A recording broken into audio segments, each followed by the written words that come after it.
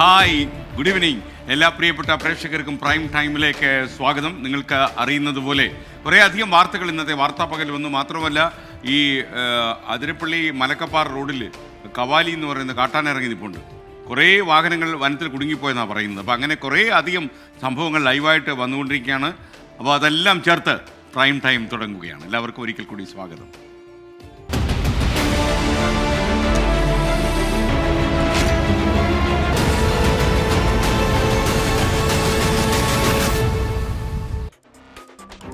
എല്ലാ പ്രിയപ്പെട്ട പ്രേക്ഷകർക്കും ഒരിക്കൽ കൂടി സ്വാഗതം. പ്രൈം ടൈം തുടരുകയാണ്. ഇന്നെനിക്ക് വളരെ ഒരു സങ്കടത്തിൻ്റെ ദിവസം കൂടിയാണ്. നിങ്ങൾക്കറിയുന്ന പോലെ പ്രശസ്ത മാധ്യമപ്രവർത്തകനും എഴുത്തുകാരനുമായ എസ് ജയചന്ദ്രൻ നായർ അന്തരിച്ച ദിവസമാണെന്ന്. അദ്ദേഹം ബാംഗ്ലൂരിൽ വെച്ചാണ് അദ്ദേഹത്തിൻ്റെ മരണം ഉണ്ടായത്. ഈ ആദ്യകാലത്ത് കലാകൗമുദിയിലൊക്കെ കുറച്ചു കാലം ഞാൻ എഴുതിയിരുന്നു. അപ്പോൾ എൻ്റെ എഴുത്തിനെയും എൻ്റെ സർഗ്ഗവ്യാപാരത്തെയൊക്കെ ഒരുപാട് പ്രോത്സാഹിപ്പിക്കാൻ ശ്രമിച്ച ഒരാളായിരുന്നു. ഒരു മെൻറ്ററായിരുന്നു എന്ന് വേണമെങ്കിൽ പറയാം.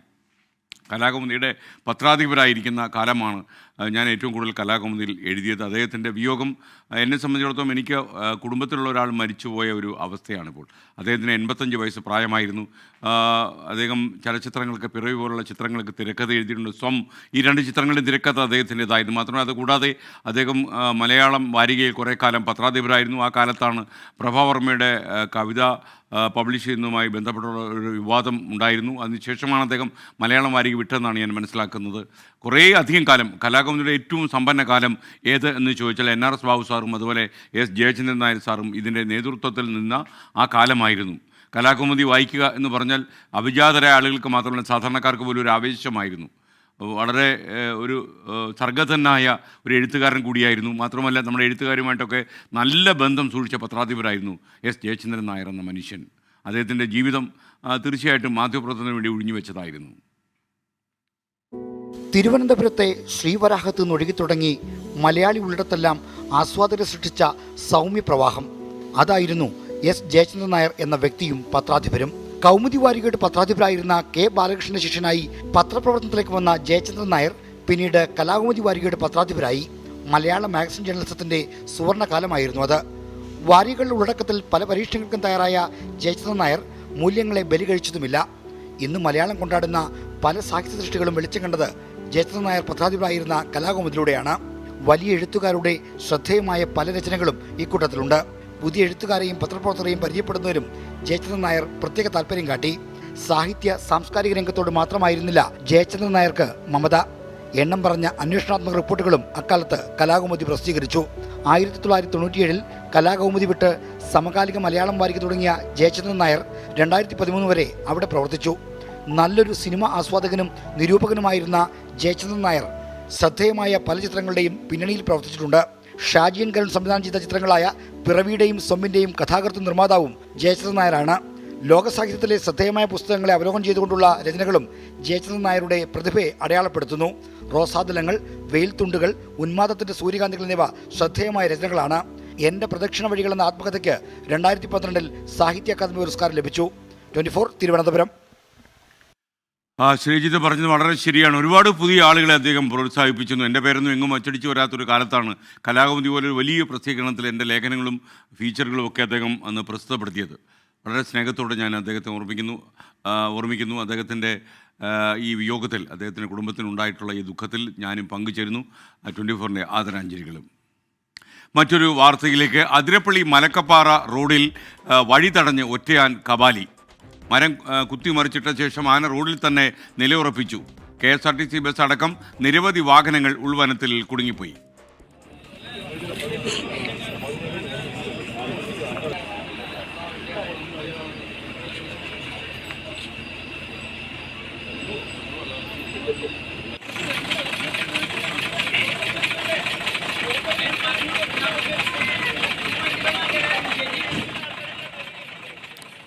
ഇപ്പോഴൊരു വാർത്ത വരുന്നുണ്ട്. അതിരപ്പള്ളി മലക്കപ്പാറ റോഡിൽ ഗതാഗതം പുനഃസ്ഥാപിച്ചു. സൂരജ് സജി നമുക്കൊപ്പം ചേരുകയാണ്. സൂരജ് സജി, കുറേ അധികം സമയം ഈ കബാലി റോഡിൽ തന്നെ നിന്നു. മാത്രമല്ല ഇടത്തും 2 സ്ഥലങ്ങളിലുമായി ഒരുപാട് വാഹനം കുടുങ്ങിപ്പോയി. മാത്രമല്ല മലക്കപ്പാറ റോഡിൽ വനത്തിൻ്റെ വനപ്രദേശത്ത് ഒരുപാട് വണ്ടികൾ കുടുങ്ങിപ്പോയി. ആ വണ്ടികളൊക്കെ ഇപ്പോൾ കടന്നു പോകാൻ കഴിഞ്ഞോ? എന്താണ് ലേറ്റസ്റ്റ് ആയിട്ടുള്ള അപ്ഡേറ്റ്സ്? SKN സൂചിപ്പിച്ചതുപോലെ തന്നെ 1 മണിക്കൂറിലധികം, അതായത് 1.5 മണിക്കൂറിലധികം നേരമാണ് ഇത്തരത്തിൽ ഉൾവനത്തിൽ KSRTC ബസ് അടക്കം നിരവധി വാഹനങ്ങൾ കുടുങ്ങിക്കിടന്ന്. ഈ ബസ്സിലെല്ലാം നിറയെ യാത്രക്കാരുണ്ടായിരുന്നു എന്നുള്ളതാണ് പറയുന്നത്. പ്രത്യേകിച്ച് ഈ മലക്കപ്പാറ അതിരപ്പള്ളി റൂട്ട് എടുക്കുകയാണെങ്കിൽ ഈ പാതയിൽ 6:30 വരെയാണ് ഈ വാഹനങ്ങൾ കടത്തിവിടുകയുള്ളൂ. വിനോദസഞ്ചാരികളടക്കം ഈ 6:30 അടുപ്പിച്ച് മാത്രമായിരിക്കും ഈ ചെക്ക് പോസ്റ്റ് കടന്ന് ഇതിനകത്തേക്ക് പ്രവേശിക്കുക. ആ സമയത്താണ് ഈ കബാലി, ഈ പത്തടിപ്പാലത്ത്, മലക്കപ്പാറയ്ക്ക് സമീപമുള്ള മേഖലയാണ് ഈ പത്തടിപ്പാലം എന്ന് പറയുന്നത്. പത്തടിപ്പാലത്തിന് സമീപം വലിയ മരം മറിച്ച് റോഡിലേക്ക് ഇടുന്നത്. ഈ മരം മറിച്ചിട്ടു എന്ന് മാത്രമല്ല, ആ മരം ഒടിച്ചു തിന്നുകൊണ്ട്, ആ മരത്തിന്റെ ചില്ലകളെല്ലാം ഒടിച്ചു തിന്നുകൊണ്ട് ഈ ആന ഏറെ നേരം അവിടെ നിലയുറപ്പിച്ചു. അതുകൊണ്ട് തന്നെ ഈ മരം മുറിച്ചു മാറ്റാനോ അല്ലെങ്കിൽ ആനയെ തുരത്താനോ ഒന്നും കഴിയാത്ത സാഹചര്യമായിരുന്നു. ഈ വാഹനങ്ങളുടെ നീണ്ട നിര കൂടി ആയതോടുകൂടി ഈ വനംവകുപ്പ് ഉദ്യോഗസ്ഥർക്കടക്കം ഈ മേഖലയിലേക്ക് എത്തുന്നതിന് ഏറെ പ്രയാസപ്പെട്ടു എന്നുള്ളതാണ് പറയുന്നത്. പിന്നീട് ആന തന്നെ സ്വമേധയാ ഒരു 8 മണിയോടടുപ്പിച്ച് അവിടെ നിന്ന് മാറുന്നു. പിന്നീടാണ് ഈ വനംവകുപ്പ് ഉദ്യോഗസ്ഥരുടെ എല്ലാം നേതൃത്വത്തിൽ ഈ മരം മുറിച്ചു മാറ്റിയ ശേഷം ഈ വാഹനങ്ങളെല്ലാം തന്നെ കടത്തിവിട്ടതെന്നുള്ളതാണ് പറയുന്നത്. നിലവിൽ ഈ ഉൾവനത്തിൽ കുടുങ്ങിയ വാഹനങ്ങളെല്ലാം തന്നെ അവിടെ നിന്ന് പുറപ്പെട്ടിട്ടുണ്ട്. പക്ഷേ എന്നാൽ പോലും ഈ ചെക്ക് പോസ്റ്റിലേക്ക് എത്തണമെങ്കിൽ ഇനിയും 1 മണിക്കൂർ നേരം എടുക്കും എന്നുള്ളതാണ് നമുക്ക് ലഭിക്കുന്ന റിപ്പോർട്ട്. 8 മണിയോട് കൂടിയാണ് ഈ വാഹനങ്ങൾ ഈ പത്തടിപ്പാലത്ത് നിന്ന് നീങ്ങിയത്. അത് മലക്കപ്പാറയിലേക്കാണെങ്കിൽ പോലും അതിരപ്പള്ളിയിലേക്ക് എത്തണമെങ്കിൽ പോലും 1 മണിക്കൂർ ദൂരം ഈ മേഖലയിൽ നിന്ന് ഇവർക്ക് ഉൾവനത്തിലൂടെ യാത്ര ചെയ്യേണ്ടതുണ്ട്. പ്രത്യേകിച്ച് ഈ സമയം എന്ന് പറയുമ്പോൾ 8:30 അടുക്കുന്നു. കൂടുതൽ വന്യജീവികൾ ഇറങ്ങുന്ന സമയമാണ്. യാത്രക്കാരെ സംബന്ധിച്ച് അവർക്ക് വലിയ ഭീതിപ്പെടുത്തുന്ന ഒരു സാഹചര്യമാണ് ഉണ്ടായതെന്നുള്ളതാണ് പറയുന്നത്. പ്രത്യേകിച്ച് ഉൾവനത്തിൽ മറ്റു വെളിച്ചമോ കാര്യങ്ങളോ ഒന്നുമില്ലാതെ ഈ അതുവഴി പോകേണ്ട ഈ മലക്കപ്പാറ വാഴച്ചാൽ ഈ പ്രദേശത്തെ റോഡിലൂടെ പോകുന്ന ഇപ്പോൾ അപകടകരമാണല്ലോ. അപ്പോൾ അവർക്ക് യാത്ര മാറ്റിവെക്കാൻ മാർഗമുണ്ടോ? SKN മറ്റൊരു പാതയിലൂടെ ഒന്നും തന്നെ ഇവർക്ക് സഞ്ചരിക്കാൻ കഴിയില്ല. പ്രത്യേകിച്ച് ഈ ആനമല അന്തർ സംസ്ഥാന പാതയാണ് തമിഴ്നാടിനെയും കേരളത്തെയും ബന്ധിപ്പിക്കുന്ന പ്രധാന പാത. അതുകൊണ്ട് തന്നെ ഈ വഴിയിലൂടെ വേണം ഈ തമിഴ്നാട്ടിലേക്ക് പോകുന്നവർക്കും അല്ല കേരളത്തിലേക്ക് വരുന്നവർക്കും കടന്നു പോകണമെങ്കിൽ. ഇല്ലെങ്കിൽ പൊള്ളാച്ചി വഴി ചുറ്റി തൃശ്ശൂരിലേക്ക് എത്തണം. അത് കിലോമീറ്ററുകൾ താണ്ടി വേണം അവർക്ക് എത്തണമെങ്കിൽ. സ്വാഭാവികമായി അതുകൊണ്ട് തന്നെ എളുപ്പ വഴി എന്ന നിലയിലാണ് ഈ മലക്കപ്പാറ വഴി അതിരപ്പള്ളിയിലേക്ക് എത്താനുള്ള ഈ പാത തിരഞ്ഞെടുക്കുന്നത്. പക്ഷേ SKN 6:30 വരെ മാത്രമാണ് ഈ പാത കടത്തിവിടുക, ഈ പാതയിലൂടെ ആളുകളെ കടത്തിവിടുക. അതുകൊണ്ട് തന്നെ ഈ വിനോദസഞ്ചാരികളാകട്ടെ അവസാനം പോവുകയാണെങ്കിൽ ഈ വന്യജീവികളെ കാണാം എന്ന് കരുതി വിനോദസഞ്ചാരികൾ സ്വാഭാവികമായും വൈകിയായിരിക്കും 6:30 ഈ ചെക്ക് പോസ്റ്റ് കടക്കാൻ ശ്രമിക്കുക. പക്ഷേ അവർ ഈ ചെക്ക് പോസ്റ്റ് കടന്നാൽ പോലും 2 മണിക്കൂർ കൊണ്ട് ഈ ചെക്ക് പോസ്റ്റ് പിന്നിടണം എന്നുള്ളതാണ് വനംവകുപ്പ് പറയുന്നത്. പക്ഷേ ഈ ചെക്ക് പോസ്റ്റ് പിന്നിട്ട് ഇവർ വരുന്ന സമയത്താണ് ഈ പത്തടിപ്പാലത്ത് വെച്ച് ഈ വലിയ മരം അത് ഈ ഒറ്റയാനായിട്ടുള്ള കബാലി കുത്തിമറിച്ചിടുന്നു. പിന്നീട് 1.5 മണിക്കൂറിലധികം നേരം ഈ മരം മറിച്ചിട്ട് ഈ ആന അവിടെ നിലയുറപ്പിക്കുന്നത്. സ്കെയിൻ ഈ ഒരാഴ്ചക്കിടെ മാത്രം ഇത് 2ാം തവണയാണ് കബാലി വാഹനങ്ങൾ തടയുന്നത്. കഴിഞ്ഞ ദിവസവും KSRTC ബസ്സും സ്വകാര്യ ടൂറിസ്റ്റ് ബസ് അടക്കം ഏറെ നേരം ഈ കബാലി തടഞ്ഞിട്ടിരുന്നു. പിന്നീട് ഈ ആന സ്വമേധയെ അവിടെ നിന്ന് മാറിയതിനു ശേഷമാണ് അവർക്ക് ഈ പകൽ സമയത്ത് യാത്ര തുടരാൻ കഴിഞ്ഞത്. പക്ഷേ ഈ രാത്രി സമയമായതുകൊണ്ട് തന്നെ ഈ വിനോദസഞ്ചാരികളെയും യാത്രക്കാരെയും എല്ലാം സംബന്ധിച്ച് വലിയ ആശങ്കയുണ്ടായിരുന്നു. അതോടൊപ്പം SKN ഇവിടെ നിന്ന് മാറിയാണ് ഈ അടിച്ചിൽ തൊട്ടി എന്ന് പറയുന്ന ഊര്, അത് പ്രത്യേകിച്ച് ഈ കാട്ടാന ആക്രമണം എല്ലാം നേരിടുന്ന ആദിവാസി ഊരാണ്. അങ്ങോട്ടേക്കുള്ള തൊഴിലാളികളടക്കം അല്ലെങ്കിൽ അവിടുത്തെ ഊര് നിവാസികളടക്കം അങ്ങോട്ടേക്ക് പോകാൻ കഴിയാതെ ഇവിടെ കുടുങ്ങിപ്പോകുന്ന ഒരു സാഹചര്യം ഉണ്ടായിരുന്നു. പിന്നീട് വനംവകുപ്പ് എത്തി ഈ മരം മുറിച്ചു മാറ്റിയതിനു ശേഷമാണ് ഇവർക്കെല്ലാവർക്കും യാത്ര തിരിക്കാനായത്. എന്തായാലും ഈ വനത്തിനുള്ളിൽ കുടുങ്ങിയവർ നിലവിൽ ഇപ്പോഴും ഈ അതിരപ്പള്ളി ചെക്ക് പോസ്റ്റിലേക്ക് എത്തിയിട്ടില്ല. ഇനിയും 1/2 മണിക്കൂർ നേരം, അതായത് 8 മണിക്ക് ശേഷമാണ് അവർ പുറപ്പെട്ടത്. 9 മണിയോടുകൂടി മാത്രമായിരിക്കും ഇവർക്ക് അതിരപ്പള്ളി ചെക്ക് പോസ്റ്റിലോ വാഴച്ചാൽ ചെക്ക് പോസ്റ്റിലോ അല്ലെങ്കിൽ മലക്കപ്പാറ ചെക്ക് പോസ്റ്റിലോ ഒക്കെ എത്തിച്ചേരാൻ കഴിയുക. എന്തായാലും ഇവരുടെ യാത്ര സുഗമമാണെന്നുള്ളതാണ് പറയുന്നത്. കാരണം വനംവകുപ്പിന്റെ അടക്കം പെട്രോളിംഗ് സംഘം ഈ കാനനപാതയിൽ ഉടനീളം തന്നെ ഈ പെട്രോളിംഗ് സംഘത്തെ നിയോഗിച്ചിട്ടുണ്ട്. അതുകൊണ്ട് തന്നെ സുഗമമായി ഇവരെ വനത്തിനുള്ളിൽ നിന്ന് പുറത്തെത്തിക്കുന്നതിനുള്ള നടപടികൾ വനംവകുപ്പിന്റെ ഭാഗത്തു നിന്ന് സ്വീകരിക്കുകയും ചെയ്തിട്ടുണ്ട്. സ്കേൻ യഥാർത്ഥത്തിൽ ഈ അതിരപ്പള്ളി ചെക്ക് പോസ്റ്റിന്റെ ഉള്ളിൽ ഇവർ ഏതാണ്ട് എത്ര കിലോമീറ്റർ ദൂരെയാണ് ഇപ്പോൾ ഉള്ളത്? സുരക്ഷയ്ക്ക് അതിനെക്കുറിച്ച് വല്ല വിവരവും കിട്ടിയോ? കാര്യം എത്ര സമയം യാത്ര ചെയ്താലാണ് ഈ വനത്തിൻ്റെ ഉള്ളിൽ നിന്ന് ഇവർ ഈ അതിരപ്പള്ളി ചെക്ക് പോസ്റ്റിലെത്തുക? കാര്യം കൊടും വനമാണല്ലോ, അതിന് നടുവിലൂടെയല്ലേ അവരുടെ ഈ യാത്ര? നമ്മൾ ഈ വഴിയിലൂടെ എല്ലാം നിരന്തരം സഞ്ചരിച്ചിട്ടുള്ള ആളുകളാണ്. അങ്ങനെ നമ്മൾ കണക്കാക്കുന്ന ഒരു സമയം അടിസ്ഥാനമാക്കി കണക്കാക്കിയാൽ പോലും ഇവർ കുടുങ്ങിയ മേഖല എന്ന് പറയുന്നത് പത്തടിപ്പാലമാണ്. ഈ അടിച്ചിൽ തൊട്ടി കോളനി എന്ന് പറയുന്നതിന് സമീപത്ത് അതിനൊരു 5 കിലോമീറ്റർ അകലെ വെച്ചാണ് ഇവർ കുടുങ്ങിയത്. അവിടെ നിന്ന് 1 മണിക്കൂറിലധികം സമയം, അതായത് വേഗത്തിൽ വരികയാണെങ്കിൽ പോലും 1 മണിക്കൂറിലധികം സമയം ഇവർക്കെടുക്കും. 8 മണിയോടുകൂടിയാണ് ഈ കുടുങ്ങിയ വാഹനങ്ങൾ അവിടെ നിന്ന് പുറപ്പെടാനായതെന്നുള്ളതാണ് നമുക്ക് ഒടുവിൽ ലഭിക്കുന്ന റിപ്പോർട്ട്. അങ്ങനെയെങ്കിൽ അവർ എത്തുമ്പോൾ 9 മണി കഴിയും നിലവിൽ കണക്കുകൾ പ്രകാരം. ഇതിനിടയിൽ മേഖലയിൽ തന്നെ വലിയ വനമാണ്. ആനത്താരകൾ നിരവധിയുണ്ട്. അത് പെരിങ്ങൽകുത്ത് ഡാമിന് സമീപത്താകട്ടെ പലയിടങ്ങളിലും ആന സ്ഥിരം തമ്പടിക്കുന്ന സാഹചര്യങ്ങളുണ്ട്. അത് ഈ പരുന്തുംപാറ, അതുപോലെ തന്നെ ഈ പോത്തുപാറ, പോത്തുകല്ല് തുടങ്ങിയ മേഖലകളിലെല്ലാം തന്നെ നിരവധി ആനത്താരകളുള്ള മേഖലയാണ്.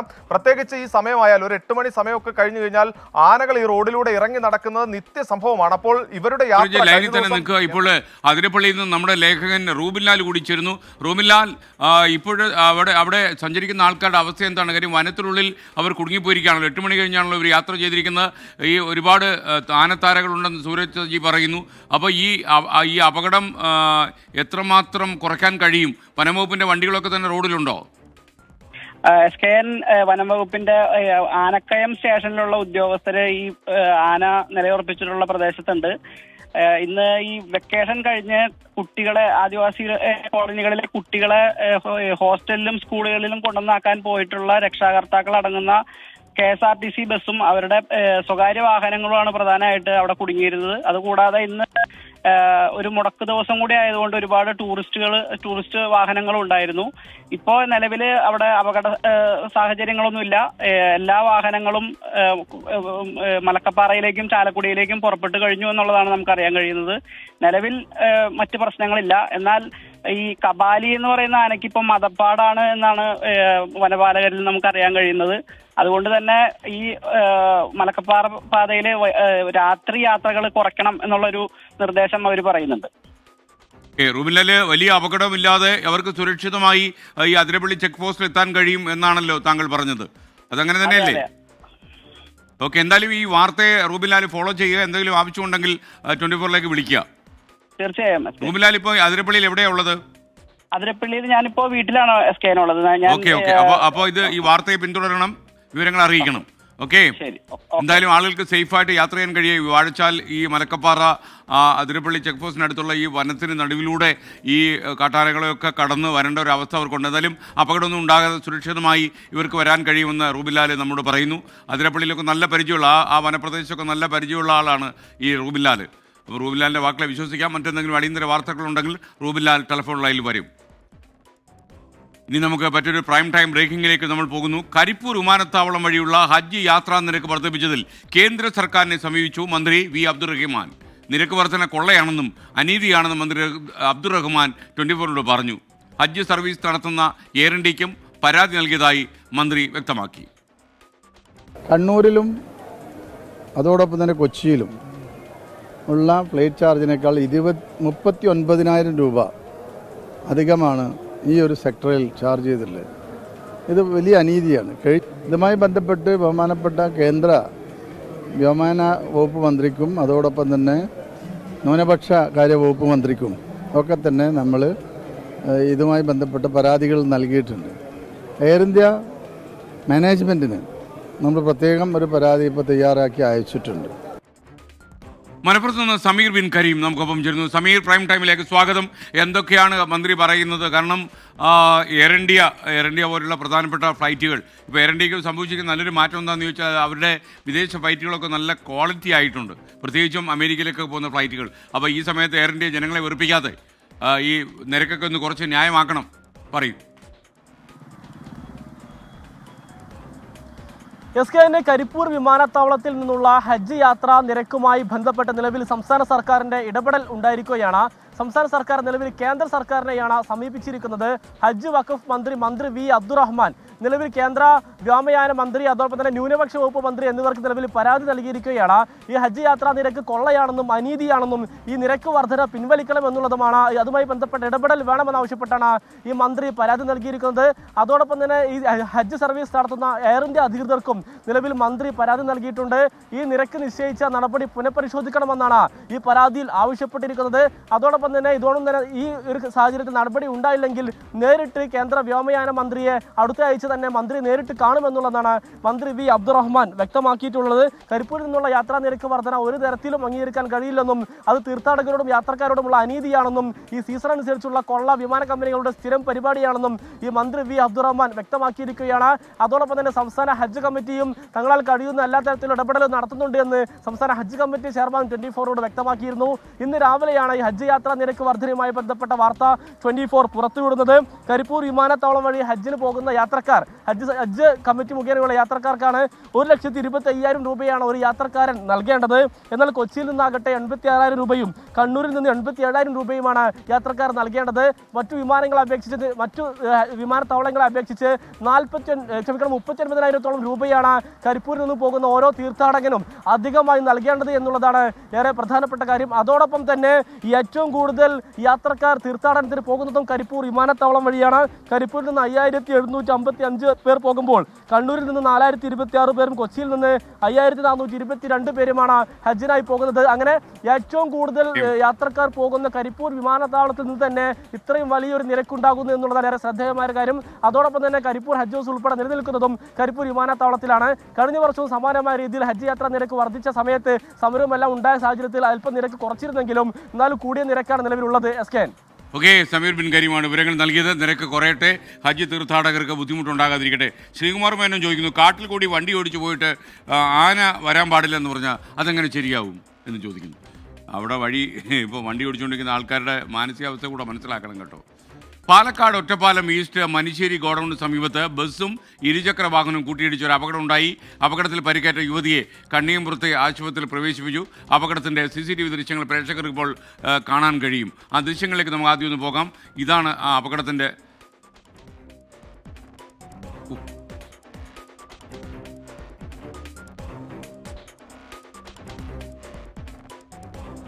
കാണുമ്പോൾ ഈ വണ്ടിക്ക് ബ്രേക്കൊന്നും ഒരു സാധനം ഇല്ലെന്ന് സംശയം തോന്നിപ്പോവും. നിഖിൽ പ്രമേഷ് പാലക്കാട് എന്ന് വെച്ചിരുന്നു. നിഖിൽ, ശരിക്കും ഈ കുട്ടി യുവതി ക്രോസ് ചെയ്യുന്നത് വളരെ അപകടകരമായ രീതിയിൽ തന്നെയാണ്. കാരണം അതേസമയം ഈ വണ്ടി ദൂരെ നിന്ന് വരുമ്പോൾ തന്നെ ഈ ക്രോസ് ചെയ്യുന്ന ആളിനെ കാണാൻ പറ്റും. അപ്പോൾ ബ്രേക്കിലൊന്നും കാല് കൊടുത്തില്ല എന്ന് നമുക്ക് തോന്നിപ്പോകുന്നു. എന്താണ് വിവരം?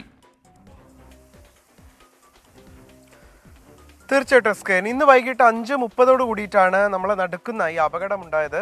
സത്യത്തിൽ ആ ദൃശ്യം കാണുമ്പോൾ ആരും പേടിച്ചു പോകും, അത്ര ഭീതിതമാണ് ആ ദൃശ്യങ്ങൾ. ഈ 5:30 ഈ ഇരുചക്ര വാഹന യാത്രിക ആ റോഡ് മുറിച്ച് ഇപ്പുറത്തേക്ക് കടക്കാൻ ശ്രമിക്കുകയാണ്. അവർ ഒരുപാട് നേരം നിർത്തിയ ശേഷം മറ്റു വാഹനങ്ങളില്ല എന്ന്, ദൂരെയാണ് ഈ ബസ് എന്നുള്ളതാണ് അവരുടെ കാഴ്ചയിൽ കാണാൻ കഴിയുന്നത്. പക്ഷേ ബസ് വളരെ വേഗതയിലായിരുന്നു എന്നുള്ളത് നമ്മൾ കാണണം. അങ്ങനെ അവർ ഈ റോഡ് മുറിച്ച് കടക്കുന്നതിനിടയിലാണ് ഈ റോഡിൻ്റെ ഈ വലതുവശത്തേക്ക് അവർ പരമാവധി വെട്ടിച്ചിട്ടുണ്ട്. ആ ഭാഗത്ത് വെച്ചാണ് ഈ യുവതിയെ ഇടിച്ച് തെറിപ്പിക്കുന്ന സാഹചര്യം ഉണ്ടാകുന്നത്. അവരും സ്കൂട്ടറും അടക്കം തെറിച്ചു വീഴുന്ന ഒരു കാഴ്ചയാണ് നമുക്ക് കാണാൻ കഴിഞ്ഞത്. മനുശ്ശേരിയിൽ വാടകയ്ക്ക് താമസിക്കുന്ന ലക്കിടി മംഗലം സ്വദേശിയായിട്ടുള്ള രജിതയ്ക്കാണ് ഈ അപകടത്തിൽ പരിക്കേറ്റിട്ടുള്ളത്. ഇരുചക്ര വാഹനം ഈ ബസ്സിനടിയിൽ പെടുന്ന ഒരു സാഹചര്യം ഉണ്ടായി. ബസ് ഇടിച്ചതോടെ തന്നെ രജിത ഈ ഇരുചക്ര വാഹനത്തിൽ നിന്ന് തെറിച്ചു വീണിരുന്നു. അതുകൊണ്ട് തന്നെ അവർക്ക് അതായത് ഈ വാഹനത്തിന് അടിയിൽപ്പെടുന്ന സാഹചര്യം ഉണ്ടായില്ല എന്നുള്ളത് ആശ്വാസകരമായിട്ടുള്ള കാര്യമാണ്. ഒറ്റപ്പാലത്ത് നിന്നും തൃശ്ശൂർ ഭാഗത്തേക്ക് പോകുന്ന സ്വകാര്യ ബസ്സാണ് ഈ അപകടത്തിൽപ്പെട്ടത്. ഈ മേഖലയിൽ സ്വകാര്യ ബസ്സുകൾ യാത്ര ചെയ്യുന്നത് വളരെ വേഗതയിലാണ് എന്നുള്ള പരാതികൾ യാത്രക്കാരുടെ ഭാഗത്ത് നിന്ന് നിരന്തരം ഉയരുന്ന സാഹചര്യങ്ങൾ ഉണ്ടായിരുന്നു. അതുകൊണ്ടാണ് ഒരു പക്ഷേ ഡ്രൈവർക്ക് അല്പം മുൻപ് നിന്ന് ഈ കാഴ്ച, ഈ സ്ത്രീ ഈ റോഡ് മുറിച്ച് കടക്കാൻ ശ്രമിക്കുന്ന കാഴ്ച കാണുമ്പോഴും പെട്ടെന്ന് നിർത്താൻ പറ്റാത്ത, അതുകൊണ്ടാണ് വേഗത അല്പം കൂടുതലായിരുന്നു എന്നുള്ളത് കൊണ്ടാണ്. പെട്ടെന്ന് ചവിട്ടിയാൽ ഒരുപക്ഷെ വാഹനത്തിന് നിയന്ത്രണം, ബസ്സിന് നിയന്ത്രണം വിട്ടുപോകുന്ന സാഹചര്യം ഉണ്ടാകും. പുറകിലുള്ള വാഹനങ്ങൾ ഒരുപക്ഷെ വന്നിടിക്കാനുള്ള സാധ്യതയുണ്ട്. അത്തരത്തിലുള്ള അവസ്ഥകളൊക്കെ ഉണ്ട്. എന്തായാലും ഈ നിശ്ചിതമായിട്ടുള്ള നിയോഗിക്കപ്പെട്ടിട്ടുള്ള ദൂരത്തിനും കൂടുതലാണ് ആ വേഗതയെങ്കിൽ തുടർ നടപടികളടക്കം ഉണ്ടാകുമെന്നാണ് ഇപ്പോൾ മോട്ടോർ വാഹന വകുപ്പ് അടക്കം അറിയിക്കുന്നത്. എന്തായാലും ഈ സ്ത്രീയെ ഇപ്പോൾ പരിക്കേറ്റിട്ടുള്ള യുവതിയെ ആശുപത്രിയിൽ പ്രവേശിപ്പിച്ചിട്ടുണ്ട്. അവരുടെ പരിക്ക് ഗുരുതരമല്ല എന്നുള്ളതാണ് ആശ്വാസകരമായിട്ടുള്ള കാര്യം. Thank you Nikhil Pramesh. Biju Krishnan Payyanur social media തുറന്നാൽ ഇപ്പോൾ താങ്കളെ ട്രോൾ ചെയ്യുന്നതാണ് കാണുന്നത്. എന്താ താങ്കളുടെ എല്ലാവർക്കും ഇത്ര കലിപ്പ്, ഇതിന് താങ്കൾ മറുപടി കൊടുക്കുന്നില്ലേ എന്ന് ചോദിക്കുന്നു. ബിജു കൃഷ്ണൻ, ഞാൻ നേരത്തെ തന്നെ നയം വ്യക്തമാക്കിയിട്ടുണ്ട് ഈ കാര്യത്തിൽ. യഥാർത്ഥത്തിൽ മറ്റുള്ള വാർത്താ ചാനലുകളെല്ലാം കൈകാര്യം ചെയ്തൊരു വാർത്തയായിരുന്നു കായംകുളത്തെ പ്രതിഭയുടെ മകനെ കഞ്ചാവ് വലിച്ചതിനും മറ്റുമായി എക്സൈസ് പിടിച്ച കാര്യം എല്ലാ ചാനലുകളും ക്യാരി ചെയ്തു. എന്നാൽ 24 മാത്രം എന്തോ പുതിയത് കണ്ടുപിടിച്ചു എന്ന രീതിയിലാണ് പല ആളുകളും കള്ളപ്പേരിൽ അതും ഞാൻ പറയും. മാത്രമല്ല ഒരു കാര്യം പ്രേക്ഷകർ വിശ്വസിക്കാൻ, ഞാൻ പറഞ്ഞത് ഇവരുടെ എല്ലാം പേരിൽ നിയമ നടപടികൾ സ്വീകരിക്കുമെന്നാണ്. ഇന്ന് തന്നെ ഒരു 4-5 ആളുകളുടെ പേരിൽ സൈബർ പോലീസിന് നമ്മൾ പരാതി കൊടുത്തു കഴിഞ്ഞു. ഇതിന് അനന്തരം നമ്മൾ കോടതിയിലേക്ക് പോവുകയാണ്. മാത്രമല്ല വിദേശ നാടുകളിലിരുന്ന ഇത്തരം നെറികെട്ട സന്ദേശങ്ങൾ അയക്കും തെറിവിളിക്കുകയൊക്കെ ചെയ്യുന്ന ആളുകളെ എംബസി വഴി ബന്ധപ്പെടാനും നമ്മൾ ശ്രമിക്കുന്നുണ്ട്. കാരണം വിദേശ നാട്ടിലായതുകൊണ്ട് ഞങ്ങൾക്ക് ഇവിടെ നിന്ന് എന്തും കാണിക്കാം എന്ന് ചില ആളുകൾ കരുതുന്നുണ്ട് എന്നാണ് എനിക്ക് മനസ്സിലാകുന്നത്. ഖത്തറിൽ നിന്നൊക്കെ ഒരാൾ തെരുവിളിച്ച് മെസ്സേജ് അയച്ച് ഞാൻ പ്രേക്ഷകരോട് പറഞ്ഞില്ലേ കഴിഞ്ഞ ദിവസം. അപ്പോൾ ഇങ്ങനെയുള്ള ആളുകളെയൊക്കെ തന്നെ നമ്മുടെ ഇന്ത്യൻ എംബസി വഴി നമ്മൾ കണ്ടെത്താൻ ശ്രമിക്കുന്നുണ്ട്. അതിലും ചില നല്ല ഗുണങ്ങൾ ഉണ്ടായിട്ടുണ്ട്. വരുന്ന ദിവസങ്ങളിൽ മാത്രമല്ല, ഇങ്ങനെ ഈ സൈബർ ഇടങ്ങളിൽ രക്തസാക്ഷികളായ ഇരകൾ ഒരുപാട് ആളുകൾ സംസ്ഥാനത്തുണ്ട്. ഇവരെല്ലാം സംഘടിതരാണ്. ഈ വൃത്തികേട് കാണിക്കാനൊക്കെ ഇവർക്ക് വലിയൊരു സംഘമുണ്ട്. പോരാടുന്നവരും പോരാളികളും ഒക്കെ ഇതിൻ്റെ പിന്നിലുണ്ട്. മറുനാട്ടിലുള്ളവരും ഈ നാട്ടിലുള്ളവരും ഒക്കെ ഇതിലുണ്ട്. അപ്പോൾ ഇവരെല്ലാവരും സംഘം ചേർന്ന് നമ്മുടെ ആളുകളെ ആക്രമിക്കുക, ജനാധിപത്യത്തിൽ നിരക്കാത്ത രീതിയിൽ പെരുമാറുകയൊക്കെ ചെയ്യുന്നുണ്ട്. അപ്പോൾ ഇവരുടെ അക്രമത്തിനിരയായ ഇരകളെ തേടി നമ്മളൊരു പരമ്പരയും ഉടനെ ആരംഭിക്കുന്നുണ്ട്. നമ്മൾ മാത്രമല്ല, പോലീസിന് എല്ലാ നിയമ നടപടികളും സ്വീകരിക്കാൻ നമ്മൾ മുന്നോട്ട് പോവുകയാണ്. കാരണം ഇത് കൂടുതൽ വെച്ച് ഉറപ്പിക്കാൻ നമുക്ക് കഴിയില്ല. അതാണ് നമ്മുടെ ഔദ്യോഗികമായ നിലപാട്. കാര്യം വ്യക്തിപരമായിട്ട് ആക്രമിക്കുന്നത് മാത്രമല്ല, വീട്ടിലേക്കുന്ന ആളുകളെയൊക്കെ ആക്രമിക്കുന്ന രീതിയിലേക്ക് മാറിയപ്പോൾ ഇത് ഒരുപാട് പേര് അനുഭവിക്കുന്നുണ്ട്. അപ്പം ഞാൻ വിചാരിച്ചു, ആരെങ്കിലും പൂച്ചയ്ക്ക് മണി കെട്ടണ്ടേ, ഞാൻ തന്നെ കെട്ടാം. അതിൻ്റെ ഭാഗമായിട്ട് നമ്മൾ കേസ് കൊടുത്ത് വരുന്ന ദിവസങ്ങളിൽ 10-15 പേർക്കെതിരെ കൂടി നമ്മൾ നിയമ നടപടികൾ സ്വീകരിക്കും. ഏലം കർഷകരുടെ കണ്ണീർ കാണാതെ ദുരന്ത നിവാരണ വകുപ്പ്. കഴിഞ്ഞ വേനലിലെ ഉഷ്ണതരംഗത്തിൽ കരിഞ്ഞുണങ്ങിയ ഏലത്തിൻ്റെ നഷ്ടപരിഹാരം ഇനിയും നൽകാൻ കഴിഞ്ഞിട്ടില്ല. കാരണം തിരക്കുമ്പോൾ ഒഴിഞ്ഞു മാറുകയാണ് ഉദ്യോഗസ്ഥർ. നഷ്ടപരിഹാര വിതരണത്തിലെ കാലതാമസം ഒഴിവാക്കപ്പെടേണ്ടതാണെന്ന് കൃഷി വകുപ്പ് മന്ത്രി പി പ്രസാദ് 24 പറഞ്ഞു. 24 പ്രൈം ടൈം ബ്രേക്കിംഗ്. സമാനതകളില്ലാത്ത നഷ്ടമാണ് കഴിഞ്ഞ വേനൽക്കാലത്ത് ഇടുക്കി ജില്ലയിലെ ഏല കർഷകർ നേരിട്ടത്. നട്ടുനനച്ച് പരിപാലിച്ചു പോന്ന വരുമാന സ്രോതസ്സായ ഏലച്ചെടികളെല്ലാം ഉഷ്ണതരംഗത്തിൽ കരിഞ്ഞുണങ്ങി. വിളവെടുപ്പ് കാലത്തെ നഷ്ടം കർഷകരുടെ നടുവൊടിച്ചു. എല്ലാം നഷ്ടപ്പെട്ട കർഷകർക്ക് സഹായമെന്ന നിലയിലാണ് സർക്കാർ 10 കോടി രൂപയുടെ നഷ്ടപരിഹാരം പ്രഖ്യാപിച്ചത്. കരിഞ്ഞുണങ്ങിയ തോട്ടങ്ങൾ കാണാനെത്തിയ മന്ത്രിമാർ നഷ്ടപരിഹാരം നൽകുമെന്ന് പ്രഖ്യാപിച്ചിട്ട് 9 മാസം പിന്നിട്ടു. ഇതുവരെ ഒരു കർഷകനും നയാ പൈസ പോലും നൽകിയിട്ടില്ല. പ്രകൃതി ദുരന്തം മൂലമുണ്ടായ നഷ്ടത്തിന് ഡിസാസ്റ്റർ മാനേജ്മെന്റ് വകുപ്പിന് കീഴിലുള്ള ദുരന്ത പ്രതികരണ നിധിയിൽ നിന്ന് പണമനുവദിക്കാനായിരുന്നു തീരുമാനം. എന്നാൽ ചുവപ്പ് നാടയിൽ കുരുങ്ങി വൈകുകയാണ്. ഇതാദ്യമായിട്ടാണ് അങ്ങനെ ഒരു സംഭവം ഉണ്ടാവുന്നത് എന്നുള്ളത് കൊണ്ട് ചില പ്രതിസന്ധികൾ നമുക്ക് മുമ്പിലുണ്ട്. കാരണം ഒരു മുൻകാലങ്ങളിൽ ഉണ്ട് എങ്കിൽ അതിനനുസരിച്ച് നീങ്ങിയാൽ മതിയാവും. ഇതാദ്യമായിട്ടാണ് ഇങ്ങനെ ഏലം കരിഞ്ഞുണങ്ങുന്നു, അതിനൊരു നഷ്ടപരിഹാരം എന്നതിലേക്ക് വരുന്നു. ഒരു ആദ്യത്തെ പരിപാടിയാണ് എന്നുള്ളത് കൊണ്ടുള്ള ചില തടസ്സങ്ങളും ഇതിൻ്റെ ഭാഗമായിട്ട് ഉണ്ടായിട്ടുണ്ട്. ആ തടസ്സങ്ങൾ പോലും ഉണ്ടാവാൻ പാടില്ലെന്നുള്ള അഭിപ്രായക്കാരനാണ് ഞാൻ. ഏലം കർഷകർക്കുള്ള നഷ്ടപരിഹാരം എന്ന് നൽകുമെന്ന് ദുരന്ത നിവാരണ വകുപ്പിൽ അന്വേഷിക്കുമ്പോൾ നടപടിയിലാണെന്ന ഒഴുക്കൻ മറുപടിയാണ് ലഭിക്കുന്നത്. എന്ന് നഷ്ടപരിഹാരം നൽകാനാവുമെന്നതിന് കൃത്യമായ മറുപടിയില്ല. അത് വളരെ വേഗത്തിൽ തന്നെ അത് കൊടുക്കുന്നതിനുള്ള നടപടികൾ ആരംഭിച്ചിട്ടുണ്ട്. ചിലപ്പോഴെല്ലാം നമുക്ക് വരുന്ന ചില കാര്യങ്ങൾ, ഇത്തരം കാര്യങ്ങളിലുള്ള ഒരു നടപടിക്രമങ്ങൾ മുമ്പോട്ട് പോകുന്നതിനുള്ള ചില പ്രയാസങ്ങളാണ്. അത്തരം പ്രയാസങ്ങൾ ഉണ്ടാവാൻ പാടില്ലാത്തതാണ്. അപ്പോഴപ്പോൾ തന്നെ ഇതെല്ലാം കർഷകർക്ക് ബുദ്ധിമുട്ടുകളും പ്രയാസങ്ങളും ഉണ്ടാകുമ്പോൾ തന്നെ, അല്ലെങ്കിൽ അതിനൊരു നിശ്ചിത സമയപരിധിക്കുള്ളിൽ തന്നെ നഷ്ടപരിഹാരം ലഭ്യമാക്കേണ്ടത് അനിവാര്യമാണ്. ചില പ്രയാസങ്ങൾ ഉണ്ടായിട്ടുണ്ട്, പക്ഷേ വളരെ വേഗത്തിൽ തന്നെ അത് കൊടുക്കുന്നതിനുള്ള നടപടികളിലേക്ക് നീങ്ങും. അടുത്ത വേനലിന് മുമ്പെങ്കിലും നഷ്ടപരിഹാരം വിതരണം ചെയ്ത് തീർക്കാനാവുമോ എന്നതാണ് സർക്കാരിന് നേരെയുള്ള ചോദ്യം. എല്ലാം നഷ്ടപ്പെട്ട കർഷകരെ ഇങ്ങനെ ബുദ്ധിമുട്ടിക്കരുത്. പ്രഖ്യാപിക്കുന്ന കാര്യങ്ങൾ നടപ്പിലാക്കാനുള്ള ഇച്ഛാശക്തി സർക്കാർ കാണിക്കുക തന്നെ വേണം. തിരുവനന്തപുരത്ത് നിന്ന് ആർ ശ്രീജിത്ത്, 24.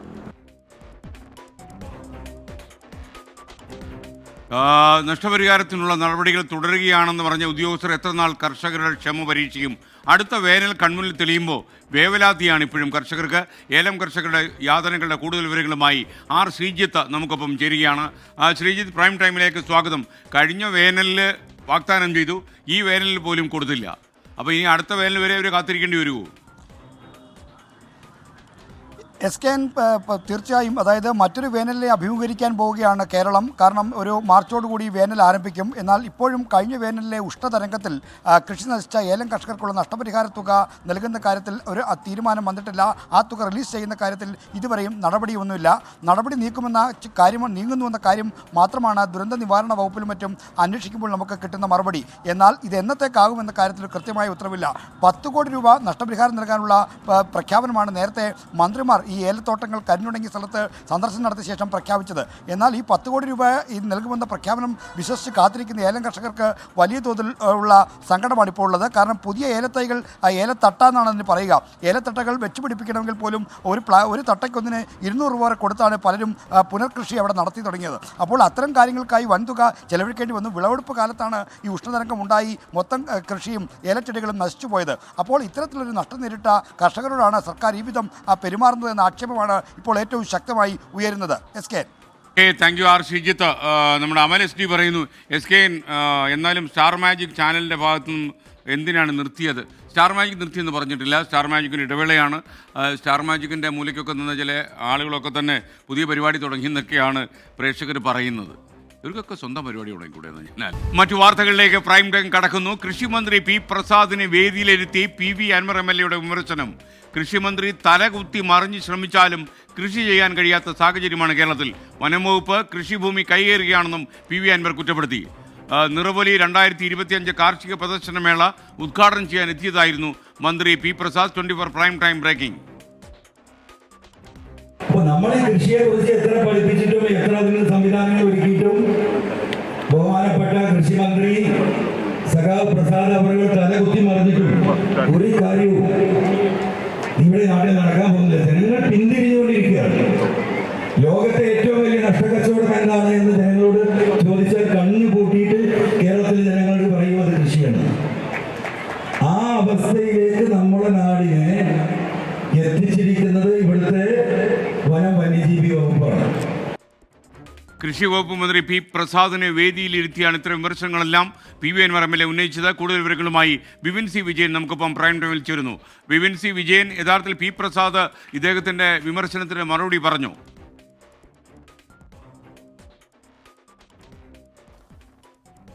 അതെ, ഈ വനം വന്യജീവി വകുപ്പിനെ സംബന്ധിച്ചിട്ടായിരുന്നു കൂടുതൽ വിമർശനങ്ങൾ അൻവർ നടത്തിയത്. ഒപ്പം തന്നെ ഈ വന്യജീവി പ്രശ്നം തടയുന്നതിന് വേണ്ടി കൃഷി വകുപ്പിന് പരിമിതികളുണ്ട്. കാരണം അതിൻ്റെ സാമ്പത്തികമായിട്ടുള്ള കാര്യങ്ങളിലെല്ലാം തന്നെ പരിമിതികളുണ്ട്. പരമാവധി അതിനുവേണ്ടി ശ്രമിക്കുന്നുണ്ട്. എന്നാൽ പുതിയ വനം നിയമ ഭേദഗതി പ്രകാരം ഇവിടുത്തെ ജലസ്രോതസ്സുകളെല്ലാം തന്നെ വനം വകുപ്പിൻ്റെ കയ്യേറിലായിരിക്കും, അല്ലെങ്കിൽ വനം വകുപ്പിൻ്റെ കയ്യിലായിരിക്കും എന്നുള്ളത്, അത്തരത്തിലുള്ള പ്രചാരണം തെറ്റാണ് എന്നുള്ളത് ഇതേ വേദിയിൽ തന്നെ മന്ത്രി പി പ്രസാദ് മറുപടിയായി പറയുകയും ചെയ്തു. ഒപ്പം തന്നെ PV അൻവർ പ്രധാനമായും പറയുന്നത് ഇവിടെ കൃഷി നടത്താൻ, ഭൂമിയിൽ കൃഷി നടത്താൻ സ്ഥലമില്ല. ഇപ്പോൾ സർക്കാർ ഒക്കെ പറയുന്നത് ടെറസിന്റെ മുകളിൽ നടത്താമെന്നാണ്. അങ്ങനെ ടെറസിന്റെ മുകളിൽ നടത്തുമ്പോൾ അവിടെ കുരങ്ങന്മാർ വരുന്ന അവസ്ഥയാണ്. പക്ഷേ ഈ മലയോര മേഖലയ്ക്ക് വേണ്ടി വാദിക്കാൻ, ഇവിടുത്തെ കൃഷി നടത്തുന്നവർക്ക് വേണ്ടി വേദിക്കാൻ ആരുമില്ല. അതുകൊണ്ട് തന്നെ കൃഷിമന്ത്രി ഇപ്പോൾ തലകുത്തി മറിഞ്ഞ് പരിശ്രമിച്ചാലും ഇവിടെ കൃഷി നടത്താൻ കഴിയാത്ത ഒരു സാഹചര്യമാണ്. മൃഗങ്ങൾക്ക് വേണ്ടി നിൽക്കാനും വന്യമൃഗങ്ങൾക്ക് വേണ്ടി വാദിക്കാനും ഒക്കെ ആളുകളുണ്ട്. പക്ഷേ ഇവിടുത്തെ സാധാരണ ജനങ്ങൾക്ക് വേണ്ടി വാദിക്കാൻ ആളില്ല എന്നുള്ളത് പറയുകയാണ് PV അൻവർ. നേരത്തെ വനം മന്ത്രിയെ വേദിയിൽ ഇരുത്തിയും സമാനമായ രീതിയിൽ വനം വകുപ്പിനെതിരെ നിശ്ചിത വിമർശനം നടത്തുകയും അത് വലിയ വിവാദമാവുകയും ചെയ്തിരുന്നു. ഇപ്പോൾ സമാനമായ രീതിയിൽ കൃഷിമന്ത്രിക്ക് കൂടി വേദിയിലിരുത്തിയാണ് ഈ പ്രതികരണമൊക്കെ ഉണ്ടായിരിക്കുന്നത്. നാളെ ഈ പുതിയ വന നിയമ ഭേദഗതിക്കൊക്കെ എതിരെ നാളെ PV അൻവറിന്റെ യാത്ര ഈ വയനാട് ലോക്സഭാ മണ്ഡലത്തിൽ നടക്കുകയാണ്. അതിന്റെ തുടക്കം നാളെ പനമരത്ത് നിന്നാണ്. അതിന് തൊട്ട് മുൻപാണ് ഇത്തരത്തിൽ ഒരു വിമർശനം കൂടി PV അൻവറിന്റെ ഭാഗത്ത് ഉണ്ടായിരിക്കുന്നത്. SKN. Okay, thank you. R Sreejith. P Unnikrishnan ഒരു യൂട്യൂബിൽ സന്ദേശം പറഞ്ഞിരിക്കുന്നു. Dear SKN, this comment box is for sharing some doubts with you, but some people not only use it for personal chatting but also post some obscene words എന്ന് പറയുന്നു. അശ്ലീല പദങ്ങൾ പല ആൾക്കാരും ഇതിൽ ഈ കമൻറ്റ് ബോക്സിൽ ഇറക്കുമതി ചെയ്യുന്നു എന്നാണ് അദ്ദേഹത്തിൻ്റെ പരാതി. ഉണ്ണികൃഷ്ണൻ, ധൈര്യമായിട്ടിരിക്കൂ. ഈ കാര്യത്തിൽ നമ്മളൊരു ഡിജിറ്റൽ പ്ലാറ്റ്ഫോം എന്ന നിലയിൽ ഈ കമൻറ്റ് ബോക്സിൽ എന്ത് ചെയ്യാൻ കഴിയുമോ അതെല്ലാം ചെയ്യും. അതുപോലെ നിയമപരമായ നടപടികൾ എടുക്കേണ്ട ആവശ്യമുണ്ടെങ്കിൽ അതും നമ്മൾ ചെയ്യും. എന്തായാലും ഇത്തരം കാര്യങ്ങൾ നമ്മൾ ഇതുമായിട്ട് തുടരാൻ സമ്മതിക്കില്ല. ഈ വാർത്തയുടെ കൂടുതൽ വിവരങ്ങൾ നൽകിയത് ബിപിൻ സി വിജയനായിരുന്നു. എൻ്റെ ശ്രദ്ധയൊന്നും മാറിപ്പോയി. ഞാൻ ഈ യൂട്യൂബിൽ ഈ കമൻറ്റ് ബോക്സിൽ വന്ന് ഈ അശ്ലീലം പറയുന്ന ആൾക്കാരെക്കുറിച്ച് അറിയാതെ ഓർമ്മിച്ചു പോയി. ഇവരെക്കുറിച്ചൊന്നും ഓർമ്മിക്കേണ്ട കാര്യമില്ല, ഇതെല്ലാം പാഴ് നിലാവുകളാണ്. എന്നാൽ പോലും ചിലപ്പോൾ നമ്മളെ ആലോചനപ്പെടുത്തും. ഇനി മറ്റൊരു വാർത്തയിലേക്ക്. 24 പ്രൈം ടൈം ബ്രേക്കിംഗ്. സംസ്ഥാനത്തെ ഹയർ സെക്കൻഡറി ചോദ്യപേപ്പർ സൂക്ഷിക്കാൻ കൃത്യമായ മാനദണ്ഡമില്ലാത്തതുകൊണ്ട് പ്രിൻസിപ്പൽസ് ആശങ്കയിലാണ്. ലാബ് അസിസ്റ്റന്റിൻ്റെ കീഴിൽ സ്കൂളുകളിൽ തന്നെ സൂക്ഷിക്കാനാണ് നിലവിലെ നിർദ്ദേശം. ട്രഷറിയിൽ സൂക്ഷിക്കുമെന്ന കാര്യം പരിഗണിക്കുമെന്ന് നേരത്തെ വിദ്യാഭ്യാസ ഉപമന്ത്രി ഉറപ്പ് നൽകിയിരുന്നു. ആദ്യം നമുക്ക് ആ പ്രതികരണത്തിലേക്കൊന്ന് പോകാം. ഹയർ സെക്കൻഡറി പരീക്ഷ ആരംഭിച്ചത് മുതൽ, അല്ലെങ്കിൽ ഹയർ സെക്കൻഡറി കോഴ്സ് ആരംഭിച്ചത് മുതൽ സ്കൂളുകളുടെ ആണ് ഈ ക്വസ്റ്റ്യൻ പേപ്പർ സൂക്ഷിക്കുന്നത്. SSLC പരീക്ഷയുടെ ചോദ്യപേപ്പർ സൂക്ഷിക്കുന്നത് ട്രഷറിയിലുമാണ്. എങ്കിലും സമൂഹത്തിൽ നിന്നും പൊതുവിൽ ഉയർന്നു വന്ന സാഹചര്യം പരിഗണിച്ചുകൊണ്ട് അടുത്ത വർഷത്തെ ഹയർ സെക്കൻഡറിയുടെ ഫൈനൽ പരീക്ഷയുടെ ചോദ്യപേപ്പർ ട്രഷറിയിൽ സൂക്ഷിക്കുന്നതിനെ സംബന്ധിച്ചിടത്തോളമുള്ള കാര്യം വളരെ സജീവമായി പരിഗണിക്കുകയും അതിനെ സംബന്ധിച്ചിടത്തോളമുള്ള കാര്യങ്ങൾ ചർച്ച ചെയ്യുകയും ചെയ്യും. ഇതാണെന്ന് മന്ത്രി പറഞ്ഞത്. ഇതിൻ്റെ കൂടുതൽ വിവരങ്ങളുമായി നിഖിൽ പ്രമേഷ് പാലക്കാട് നിന്ന് ചേരുന്നു. നിഖിൽ, പ്രൈം ടൈമിലേക്ക് സ്വാഗതം. മന്ത്രി എന്ന് പറഞ്ഞു, പക്ഷേ മന്ത്രി ഇന്നെന്ത് പറയുന്നത് എനിക്കറിയില്ല. പക്ഷേ കാര്യങ്ങൾ നടപ്പായില്ല. തീർച്ചയായിട്ടും എസ്കേൻ, കഴിഞ്ഞ വർഷം നമ്മൾ ഈ വാർത്ത പുറത്തു കൊണ്ടുവന്ന, അതായത് പ്രിൻസിപ്പൽമാർ അനുഭവിക്കുന്ന പ്രധാനപ്പെട്ട ഒരു പ്രയാസം, അതായത് ഹൈസ്കൂൾ പരീക്ഷയുടെ ചോദ്യപേപ്പറുകൾ ട്രഷറിയിൽ സൂക്ഷിക്കുമ്പോൾ അതിനേക്കാൾ പ്രാധാന്യം അർഹിക്കുന്ന ഹയർ സെക്കൻഡറി പരീക്ഷയുടെ ചോദ്യപേപ്പർ ഇപ്പോഴും സ്കൂളിലാണ് സൂക്ഷിക്കുന്നത് എന്നുള്ളത് അത്ഭുതകരമാണ്. എന്ന് മാത്രമല്ല, നോൺ ടീച്ചിങ് സ്റ്റാഫ് ഇല്ലാത്ത ഹയർ സെക്കൻഡറിയിൽ ലാബ് അസിസ്റ്റന്റ് ആണ് ഈ ചോദ്യപേപ്പറുകൾക്ക് കാവൽ നിൽക്കേണ്ടത്. അതും വനിതകളാണെങ്കിൽ അത് അവർക്ക് സാധ്യമാവുകയുമില്ല. ഈ സാഹചര്യത്തിലായിരുന്നു നമ്മൾ വിദ്യാഭ്യാസ വകുപ്പ് മന്ത്രിയുടെ പ്രതികരണം ഈ വിഷയവുമായി ബന്ധപ്പെട്ട് തേടിയത്. അപ്പോൾ കഴിഞ്ഞ വർഷം അദ്ദേഹം പറഞ്ഞത് അടുത്ത വർഷം ഹയർ സെക്കൻഡറി പരീക്ഷയാകുമ്പോഴേക്കും ഇത് ട്രഷറിയിൽ സൂക്ഷിക്കുന്നതിന് വേണ്ടിയിട്ടുള്ള നടപടികൾ സ്വീകരിക്കുമെന്നുള്ളതാണ്. എന്നാൽ ഇപ്പോഴിതാ പരീക്ഷകൾ പടിവാതിൽക്കൽ എത്തി നിൽക്കുക. അടുത്ത മാസം ചോദ്യപേപ്പറുകൾ നൽകി തുടങ്ങും. എന്നിരിക്കെയും ഒരു തരത്തിലും, അതായത് ഈ ട്രഷറിയിലേക്ക് മാറ്റുന്നതുമായി ബന്ധപ്പെട്ട യാതൊരു മുന്നൊരുക്കവും ഇതുവരെ നടത്തിയിട്ടില്ല. ഇപ്പോഴും അവരുടെ യോഗങ്ങളും മറ്റും നടക്കുമ്പോൾ സ്കൂളുകളിൽ കഴിഞ്ഞത് സൂക്ഷിക്കണം എന്നുള്ള നിർദ്ദേശമാണ് പ്രിൻസിപ്പൽമാർക്ക് ലഭ്യമായിട്ടുള്ളത്. അതോടുകൂടി പ്രിൻസിപ്പൽമാർ വലിയ ആശങ്കയിലാണ്. സ്വാഭാവികമായിട്ടും ഇപ്പോൾ ചോദ്യപേപ്പർ ചോർച്ചയടക്കം വലിയ ചർച്ചയാകുന്ന പശ്ചാത്തലത്തിൽ തങ്ങൾക്കൊരു അമിത ഭാരവും തങ്ങൾക്ക് ഇത്തരത്തിലുള്ള ആശങ്കകൾ സൃഷ്ടിക്കുന്നതുമാകും ഇപ്പോഴത്തെ നടപടി എന്നുള്ളതാണ് പറയുന്നത്. സത്യത്തിൽ ഒരു ക്ലസ്റ്റർ കേന്ദ്രീകരിച്ചുകൊണ്ട് ഒരു വിഭാഗം സ്കൂളുകളുടെ, അതായത് ഒരു മേഖലയിലെ മുഴുവൻ സ്കൂളുകളുടെയും ചോദ്യപേപ്പറുകൾ ഒരു സ്കൂളിൽ സൂക്ഷിച്ച് അവിടെ മതിയായ സുരക്ഷ ഉറപ്പാക്കുകയാണെങ്കിൽ അധ്യാപകർക്ക് അത് എളുപ്പമായിരിക്കും, പ്രിൻസിപ്പൽമാർക്ക് എളുപ്പമായിരിക്കും. അല്ലാതെ സ്കൂളിൽ സൂക്ഷിക്കുന്നത് ഒരു കാരണവശാലും സുരക്ഷിതമല്ല എന്നാണ് അദ്ദേഹം പറയുന്നത്. പ്രിൻസിപ്പൽസ് അസോസിയേഷൻ ഇതുമായി ബന്ധപ്പെട്ട് നിരവധി തവണ വിദ്യാഭ്യാസ വകുപ്പ് മന്ത്രിക്കടക്കം പരാതിയും നിവേദനവും ഒക്കെ നൽകിയിട്ടും ഇക്കാര്യത്തിൽ തീരുമാനമായിട്ടില്ല എന്നുള്ള ആശങ്ക കൂടി അദ്ദേഹം പങ്കുവെക്കുന്നുണ്ട്. എന്തായാലും അടുത്ത മാസം ചോദ്യപേപ്പർ നൽകേണ്ടതുണ്ട്. അപ്പൊ അതിന് മുന്നോടിയായിട്ട് തീരുമാനം വിവരങ്ങൾ നൽകിയത്. ഇപ്പോൾ ഈ പ്രിൻസിപ്പൽസ് അസോസിയേഷന്റെ പ്രതിനിധി സക്കീർ കൂടി നമുക്കൊപ്പം ചേർന്നു. അങ്ങയ്ക്ക് നമസ്കാരം, പ്രൈം ടൈമിലേക്ക് സ്വാഗതം. എന്താണ് ശരിക്കും ഈ പ്രശ്നത്തിൽ അങ്ങയ്ക്ക് പറയാനുള്ളത്? ഇത് 24 തന്നെ ഈ ഒരു വിഷയം മുൻപ് നമ്മൾ റേസ് ചെയ്ത് കൊണ്ടുവന്നതാണ്. ഈ ഹയർ സെക്കൻഡറി ചോദ്യപേപ്പറുകൾ സ്കൂളുകളിൽ മതിയായ സൗകര്യങ്ങൾ ഇല്ലാതെയാണ് പോകുന്നത് എന്ന് കാലങ്ങളായി നമ്മൾ ബന്ധപ്പെട്ടവരെ അറിയിച്ചതാണ്. ഈ 24ന്റെ ഇമ്പാക്ട് വന്നുകൊണ്ട് മിനിസ്റ്റർ ഇക്കാര്യം പരിഗണിക്കാമെന്ന് നമുക്കൊരു പ്രതീക്ഷയും നൽകിയിരുന്നു. പക്ഷേ ഇപ്പോൾ ഈ പരീക്ഷ വരാൻ പോവാണ് മാർച്ചില്. ഇനി ഫെബ്രുവരി പാതിയോടുകൂടി ചോദ്യപേപ്പറുകൾ സ്കൂളുകളിൽ വരുമ്പോൾ അവർ സൂക്ഷിക്കാൻ കൃത്യമായ സൗകര്യങ്ങൾ പ്രയാസത്തിലാണ് നിൽക്കുന്നത്. അവിടെ ലാബ് അസിസ്റ്റന്റുമാർ നിൽക്കണമെന്നാണ് ഇപ്പൊ പറയുന്നത്. പക്ഷെ മിക്ക സ്കൂളുകളിലും പ്രോപ്പറായിട്ട് ലാബ് അസിസ്റ്റന്റുമാരില്ല. പ്രിൻസിപ്പൽമാരുടെ ഏക ആശ്രയമാണ് ഈ ലാബ് അസിസ്റ്റന്റുമാർ എന്ന് പറയുന്നത്. അവരെ രാത്രി കാവലിൽ നിർത്തിയാൽ പിറ്റേ ദിവസം പരീക്ഷ നടത്താൻ ഞങ്ങൾക്ക് വേറെ ആൾക്കാരെ കിട്ടില്ല. പലയിടങ്ങളിലും ലാബ് അസിസ്റ്റന്റുമാർ വനിതകളാണ്. അവർക്ക് രാത്രി കാവൽ ശരിയാവില്ല. ഇങ്ങനെയുള്ള സാഹചര്യങ്ങളിൽ DOയുമായി ബന്ധപ്പെട്ടൊക്കെ സംവിധാനം ഒരുക്കണമെന്നാണ് പറഞ്ഞിട്ടുള്ളത്. പക്ഷെ അത് ആ പറച്ചിലല്ലാതെ കാര്യമായിട്ട് ഒരിടപെടൽ ഉണ്ടാവാറില്ല. പ്രിൻസിപ്പൽമാർ മുൾമുനയിലാണ് പരീക്ഷാകാലം കഴിയുന്നത് വരെ. ഓക്കെ, എന്തായാലും താങ്കൾ വിഷമിക്കേണ്ട. ഇന്നിപ്പോൾ ഞാൻ രാത്രി നമ്മുടെ മന്ത്രിയെ വിളിക്കുന്നില്ല. നാളെ രാവിലെ മോർണിംഗ് ഷോയിൽ ഞാൻ ഈ കാര്യം മന്ത്രിയോട് സംസാരിച്ച് ഒരു വിശദാംശം തേടാം. പ്രധാനപ്പെട്ട കാര്യമാണിത്. താങ്ക് യു ശ്രീ സക്കീർ, നമുക്കൊപ്പം ചേർന്നതിന്. ഇനി ഒരു ഇടവേളയ്ക്ക് പോകുമ്പോൾ അരുൺ മുട്ടട പറയുന്നു, തിരുവനന്തപുരത്ത് തകരപ്പറമ്പ് പുതിയ ഫ്ലൈ ഓവറിന് താഴെ ആരോരുമില്ലാതെ, കിടപ്പാടം പോലുമില്ലാത്ത കുറേ അമ്മമാർ താമസിക്കുന്നുണ്ട്. ഭക്ഷണത്തിന് പോലും വകയില്ലാതെ അവരവിടെ കഴിയുകയാണ്. നിങ്ങളുടെ ബ്യൂറോ പോയി ഒന്ന് അന്വേഷിക്കാമെന്ന് ചോദിക്കുന്നു. അരുൺ മുട്ടട, തിരുവനന്തപുരം ബ്യൂറോ ഈ കാര്യത്തിൽ ഒരു അന്വേഷണം നടത്തും. എന്താണ് അവർക്ക് സംഭവിക്കുന്നത്, നമുക്ക് എന്തെങ്കിലും സഹായിക്കാൻ പറ്റുമെന്ന കാര്യം നമ്മൾ ആലോചിക്കുകയും ചെയ്യാം. ചില പ്രേക്ഷകർ പറഞ്ഞ് ഈ ഹയർ സെക്കൻഡറി പരീക്ഷയുടെ പേപ്പർ ഇനി എവിടെ ചോദിച്ചാലും കാര്യമില്ല, ഈ പേപ്പറിലൊക്കെ തന്നെ കൃത്രിമമൊക്കെ കാണിച്ച് പരീക്ഷ എഴുതി ഉന്നത സ്ഥാനത്തെത്തിയിരിക്കുന്ന ആളുകളൊക്കെ ഒരുപാടുണ്ടാകും. അതൊക്കെ കാണും. പക്ഷേ നമ്മൾ അതുകൊണ്ട് മാത്രം നമുക്ക് ഈ ചോദ്യപേപ്പർ അല്ലെങ്കിൽ പരീക്ഷാ പേപ്പറുകളും ചോദ്യപേപ്പറുകളും ഒക്കെ കൃത്യമായി സൂക്ഷിക്കേണ്ട എന്ന് പറയാതിരിക്കാൻ പറ്റുമോ? അപ്പോൾ നിങ്ങൾ അറിയേണ്ട ഒരു കാര്യം, ഈ ചോദ്യപേപ്പറും അതുപോലെ തന്നെ ഉത്തരക്കടലാസുകളുമൊക്കെ ഭദ്രമായി കൃത്യമായി സൂക്ഷിക്കുക തന്നെ വേണം. കാരണം സിമ്പിൾ, ഇത് മാത്രം ലക്ഷ്യമാക്കി രാത്രി പകലാക്കി പഠിച്ചു വരുന്ന ഒരുപാട് വിദ്യാർത്ഥികളുണ്ട്. അവരുടെ ചങ്കിനിട്ട് കുത്തരുത്.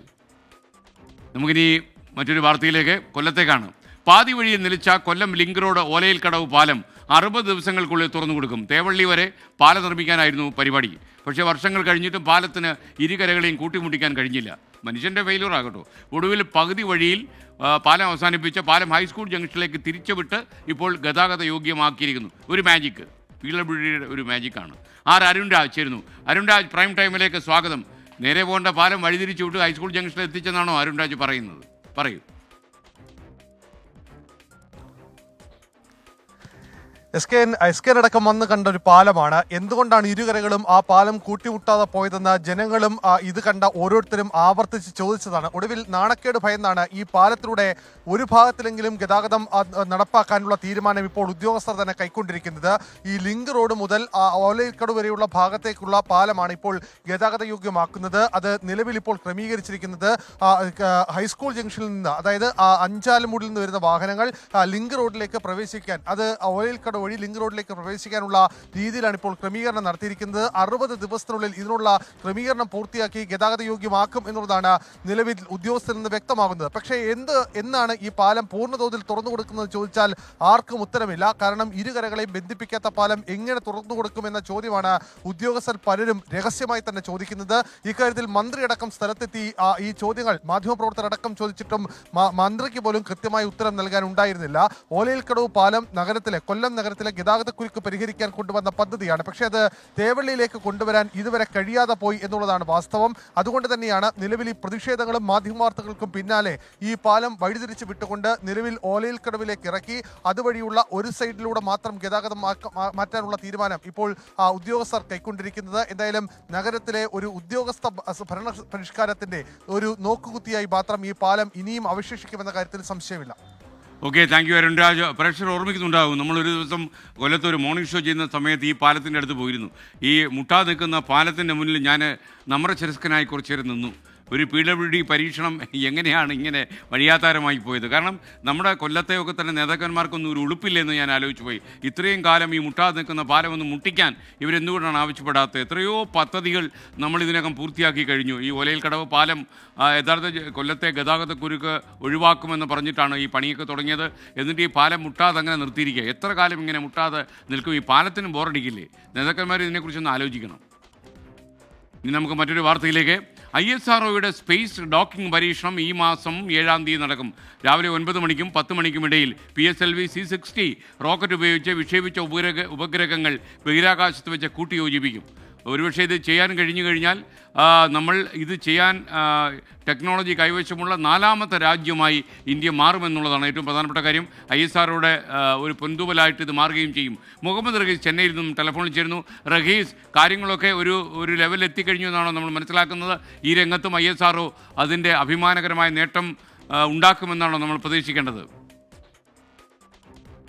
തീർച്ചയായും SKN, കാര്യങ്ങളൊക്കെ കൃത്യമായ ലെവലിൽ തന്നെയാണ് പോകുന്നത്. ബഹിരാകാശത്ത് വെച്ച് 2 ഉപഗ്രഹങ്ങളെ കൂട്ടിച്ചേർക്കുന്ന ISROയുടെ സ്വപ്ന പദ്ധതിയായ സ്പേസ് ഡോക്കിംഗ് പരീക്ഷണം ജനുവരി 7-ന് തന്നെ നടക്കും. ഇത് ISRO ചെയർമാൻ നമ്മളോടക്കം നേരത്തെ സൂചിപ്പിച്ചിരുന്നു. പക്ഷേ എന്തായാലും ഉപഗ്രഹങ്ങൾ വിക്ഷേപിച്ച് അതിന്റെ സഞ്ചാരപാതമൊക്കെ ക്ലിയറായി. ഒപ്പം തന്നെ ഇതിനെ അടുപ്പിച്ച് കൊണ്ടുവരുന്ന ഒരു ടാസ്ക് ഇപ്പോഴും നടന്നുകൊണ്ടിരിക്കുകയാണ്. അതിനുശേഷമാണ് ഏറ്റവും പുതിയ അപ്ഡേറ്റ് വരുന്നത്. അതനുസരിച്ചാണെങ്കിൽ ജനുവരി 7-ന് തന്നെ സ്പേസ് ഡോക്കിംഗ് നടക്കും. രാവിലെ 9-നും 10-നും ഇടയിലാകും സ്പേസ് ഡോക്കിംഗ് നടക്കുക. ഒപ്പം തന്നെ ഈ ഉപഗ്രഹങ്ങൾ കൂട്ടിച്ചേർക്കുന്നതിന്റെ ദൃശ്യങ്ങൾ അത് ലൈവായി കാണാൻ കഴിയും എന്നുള്ളൊരു കാര്യം കൂടി പുറത്തു വരുന്നുണ്ട്. അങ്ങനെയാണെങ്കിൽ അതൊരു പുതിയ ദൃശ്യ വിരുന്ന് തന്നെയാകും. കാരണം സ്പേസ് ഡോക്കിംഗ് ഒന്നും നടക്കുന്നത് അത്തരത്തിൽ നമ്മൾ കണ്ടിട്ടില്ല. അതുകൊണ്ട് തന്നെ ലൈവായി തന്നെ ISROയുടെ ഈ പരീക്ഷണം നമുക്ക് കാണാൻ കഴിയും. ഒപ്പം തന്നെ ബംഗളൂരുവിലെ ഇസ്ട്രാക്കിൽ നിന്നാണ് ഈ ഉപഗ്രഹങ്ങളെ നിയന്ത്രിക്കുന്നത്. എന്തായാലും ഇനി കുറച്ച് ദിവസങ്ങൾ മാത്രമാണ്. 3-4 ദിവസത്തിനുള്ളിൽ തന്നെ മനസ്സിലാകും നമ്മൾ ഈ ബഹിരാകാശ ഭീമന്മാരുടെ ഒക്കെ ഒപ്പം എത്തിച്ചേരുമോ എന്ന്. SKN. Okay, thank U Rahees. ഇനി ശബരിമലയിലേക്ക് ശരണം സന്നിധാനം.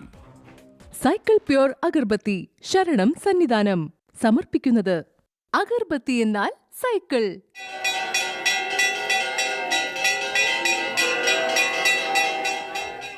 ശബരിമലയിൽ ഇന്ന് തീർത്ഥാടകരുടെ എണ്ണത്തിൽ നേരിയ കുറവ് അനുഭവപ്പെട്ടു. 80,000-ത്തോളം പേരാണ് ഇന്ന് ഇതുവരെ ദർശനം നടത്തിയിരിക്കുന്നത്. ശബരിമല സന്നിധാനത്ത് നിന്ന് രാഹുൽ സുരേഷ് നമുക്കൊപ്പം ചേരുന്നു. രാഹുൽ, പ്രൈം ടൈമിലേക്ക് സ്വാഗതം. രാഹുൽ, ഇന്ന് തീർത്ഥാടകർ കുറയാൻ മറ്റെന്തെങ്കിലും കാരണമുണ്ടായിരുന്നോ? SKN, good evening. തിങ്കൾ ചൊവ്വ ദിവസങ്ങളെ അപേക്ഷിച്ച് തീർത്ഥാടകരുടെ എണ്ണത്തിൽ കാര്യമായ ഒരു കുറവ് രേഖപ്പെടുത്തിയ ദിനം കൂടിയാണ് കടന്നു പോകുന്നത്. 9 മണി വരെയുള്ള കണക്കുകൾ നോക്കുമ്പോൾ 80,000 പേരാണ് ഇന്ന് ദർശനം നടത്തിയിട്ടുള്ളത്. 70,000 പേരായിരുന്നു വെർച്വൽ ക്യൂ വഴി ബുക്ക് ചെയ്തിട്ടുണ്ടായിരുന്നത്. ബാക്കി 10,000 ആളുകൾ സ്പോട്ട് ബുക്കിങ്ങിലൂടെ ഉൾപ്പെടെയാണ് വന്നിട്ടുള്ളത്. ഇനി നടയടക്കാൻ 2 മണിക്കൂർ കൂടിയുണ്ട്. 11 മണി വരെയാണ് ഇന്ന് 11 മണിക്കാണ് ഇന്ന് ഹരിവരാസനം പാടി നടയടക്കാൻ പോകുന്നത്. അതുകൊണ്ട് 2 മണിക്കൂർ കൂടി തീർത്ഥാടകർക്ക് 18-ാം പടി കടന്ന് ദർശനം നടത്താനുള്ള അവസരമുണ്ട്. നിലവിൽ സന്നിധാനത്ത് ശ്രീകോവിലിൽ അത്താഴ പൂജ നടന്നുകൊണ്ടിരിക്കുകയാണ്. അതുകൊണ്ട് തീർത്ഥാടകരെ ദർശനത്തിന് അനുവദിക്കുന്നില്ല. ഇനി സന്നിധാനത്തെ തിരക്കിന്റെ കാര്യം നോക്കുകയാണെങ്കിൽ ഇവിടുത്തെ ക്യൂ കോംപ്ലക്സ് ഒക്കെ സാധാരണ ഈ ദിവസങ്ങളിൽ നിറഞ്ഞു കവിഞ്ഞ് ആളുകൾ നിൽക്കേണ്ടതാണ്. പക്ഷേ ഇന്ന് ആ കാഴ്ചയില്ല എന്നതാണ് എടുത്തു പറയേണ്ട കാരണം. അതിന് ഇന്നലെ പ്രവൃത്തി ദിനമായിരുന്നു. ഇന്നൊരു ദിവസം മാത്രമാണ് അവധിയായി ഉള്ളത്. ഇനി നാളെ കൂടി പ്രവൃത്തി ദിനമാണ്. അതുകൊണ്ട് ശനി ഞായർ ദിവസങ്ങളിൽ തിരക്ക് വർദ്ധിക്കാനുള്ള സാധ്യത ഉണ്ട് എന്നാണ് ദേവസ്വം ബോർഡിന്റെ വിലയിരുത്തൽ. ഇനി ശനി ഞായർ ദിവസങ്ങൾ പിന്നിട്ടാൽ പിന്നെ 5 ദിവസം മാത്രമാണ് മറ്റ് പൂജാകർമ്മങ്ങൾക്കുള്ളൂ. അതുകൊണ്ട് വരും ദിവസങ്ങളിൽ തിരക്ക് വർദ്ധിക്കാനുള്ള സാധ്യതയുണ്ട്. പക്ഷേ ഇന്ന് സാധാരണ ഒരു തിരക്കുള്ള ദിവസം കൂടിയാണ് കടന്നുപോയിട്ടുള്ളത്. Okay, thank you. രാഹുൽ സുരേഷാണ് ശബരിമല സന്നിധാനത്ത് നിന്ന് ചേർന്നത്. ഇനി ശബരിമലയിലെ ഇന്നത്തെ ചടങ്ങുകൾ. BLM housing cooperative society limited ശബരിമലയിലെ ചടങ്ങുകൾ സമർപ്പിക്കുന്നത് Bharat Lajna multi state housing cooperative society limited.